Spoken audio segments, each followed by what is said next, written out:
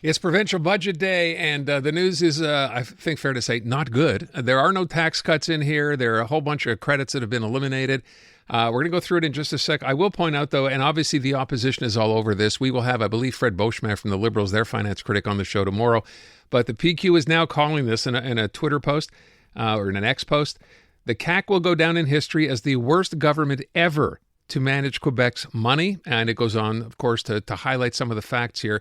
So let's get the look or the view from the Montreal Economic Institute on this particular budget released just earlier this afternoon. Renaud Brossard is VP of Communications there.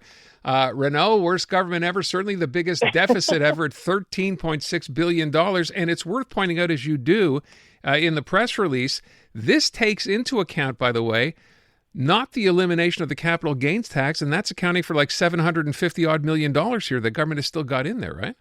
Absolutely. And you know, the crazy thing is, you mentioned, like, this is the largest deficit in Quebec's history.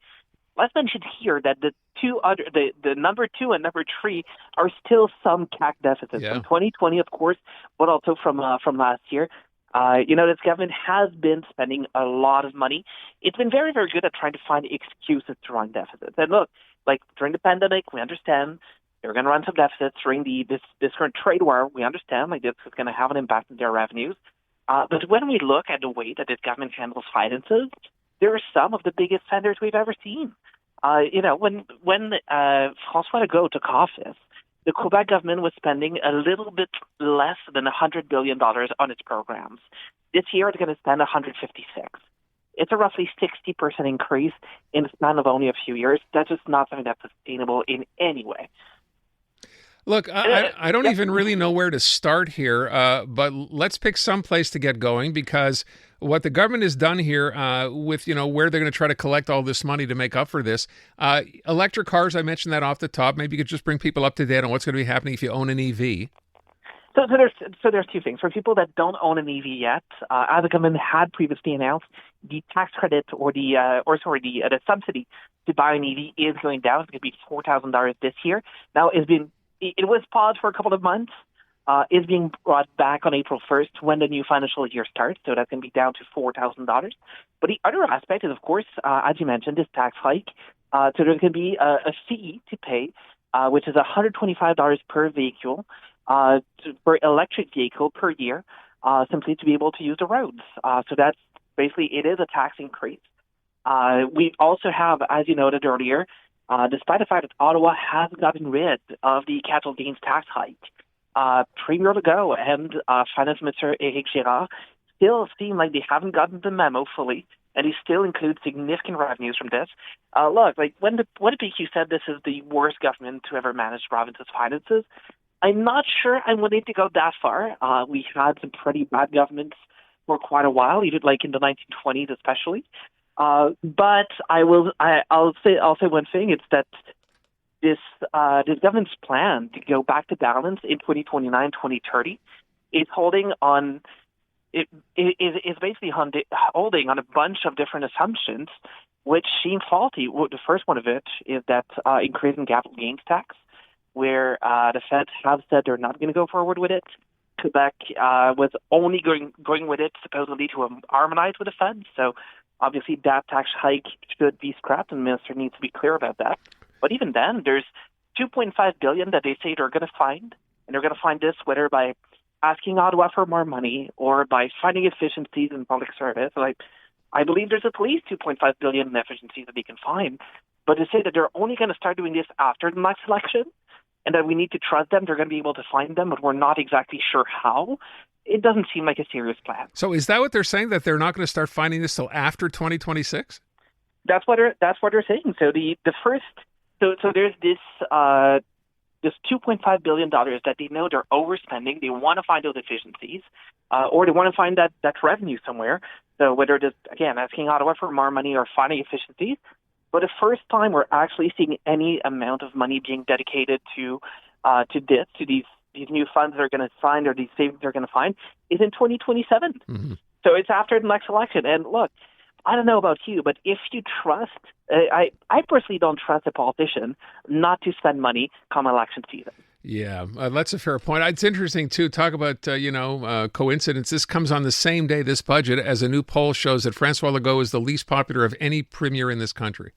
I'm sure this is not going to help. That's certainly not going to help.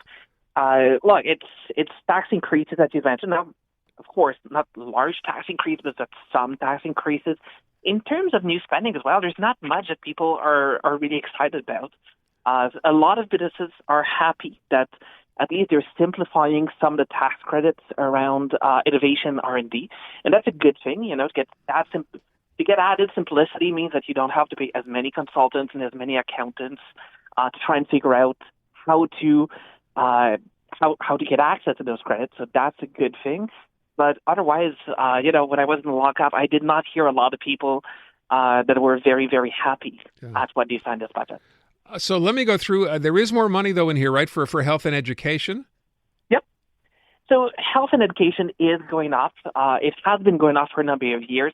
There's a number of different areas where government is spending more, some of them where it's cutting back. So, for instance, on the Department of the Economy, when you look at it on a year-over-year basis, it's going down by about 7%. So it would seem like subsidies are going down by 7%. Now, one thing we need to mention here is that it also went up by 25% last year. And a good part of that is Nordvolt and the loss that the government made on that project, which had to come out of their finances last year. So there's a number of places where it might seem like it's going down, but really it's simply because a lot of the spending was just done in previous years. Yeah. I will point out, by the way, in the midst of the giant, the biggest deficit in Quebec's history, the CAQ is also spending about $700 million over 5 years to showcase Quebec culture, identity, and the French language. Do you have a breakdown on that? I haven't looked at all of those different pages. I got to admit, when you look at these documents, the budget itself is over 400 pages long, and then you've got about 800 to 1,000 pages of different addendums. So I couldn't really go like line by line on every single one of those. But the fact is, this government last year said it was going to undergo a thorough spending review, and we have yet to see any results from that. There's been some cuts in some tax credits. There's been a few things here or there where they found efficiencies, and that's a good thing. But we're really far from the level of ambition that we would have hoped last year. I have a little breakdown here just for what it's worth. Of the money I said going to cultural projects, $540 million to focus on culture and heritage, much of that being used to support Quebec artists, writers, and the province's cultural industries. And $172 million goes to promoting Quebec's identity with an emphasis on the French language. $141 million being spent to help immigrants learn French. $25 million to the Office Québécois de la langue française to promote French, $25 million, and $6 million to support the government's efforts within Canada's French-speaking communities. That's some of the money being set aside there. And then the weirdest one I saw here, Quebec is setting aside $500,000 to ponder the Canadian Constitution. I have no idea what that means. $500,000 to ponder the Canadian Constitution. There's a lot of, like in every budget, there's going to be a lot of different small line items like these that are going to be about issues that the government of the day cares about. And if there's one thing that the CAQ that the CAQ actually believes in, at least, it is Quebec nationalism. So I'm not surprised to see these things. Let's be clear. Even if we got rid of all that spending tomorrow morning, the budget would still be a far cry from being balanced. Yeah. And that to me is the more troubling part. $700 million, it's a lot of money. I won't say otherwise.